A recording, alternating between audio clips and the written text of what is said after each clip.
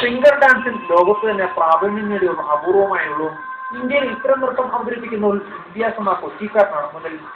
Indian സ്വാതന്ത്ര്യ സമരത്തെ പ്രമേയമാക്കി കൈവിരലുകൾ കൊണ്ട് നൃത്തം ചെയ്യുന്ന ആദ്യ ഇന്ത്യക്കാരനാണ് താനെന്നാണ് ഇന്ത്യാസിന്റെ അവകാശവാദം. ഇസ്രായേൽ ഡാൻസ് കമ്പനിയായ പാഷ ജോഷി പ്രൊഡക്ഷൻസിൽ 6.5 വർഷമായി ഇന്ത്യാസ് നർത്തകനാണ്. സ്വാതന്ത്ര്യ സമര പോരാളികൾക്കാണ് ഇന്ത്യാസ് ഭാരതീയം എന്ന പേരിലെ നൃത്തശില്പം സമർപ്പിച്ചിരിക്കുന്നത്.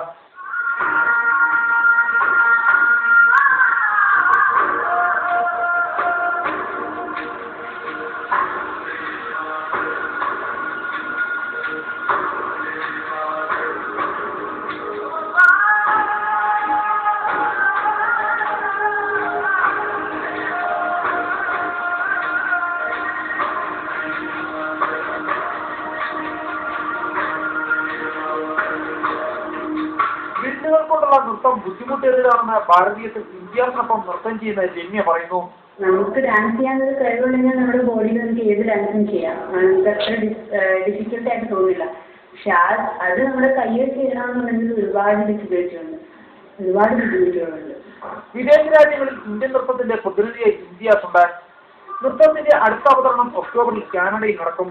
കാണുന്നത്ര എളുപ്പമല്ല ഫിംഗർ ഡാൻസ്. കലവരുന്ന നർത്തകർക്ക് മാത്രം ആടിപ്പഠിപ്പിക്കാൻ കഴിയുന്ന ഒന്നാണത്. ഫിംഗർ ഡാൻസിലൂടെ ഇംതിയാസിനെ ലോകം വീണ്ടും അറിയുവാൻ പോവുകയാണ്. ക്യാമറമാൻ പ്രബിനാർക്കൊപ്പം കെ പ്രമോദ് ബാബു, കൊച്ചി.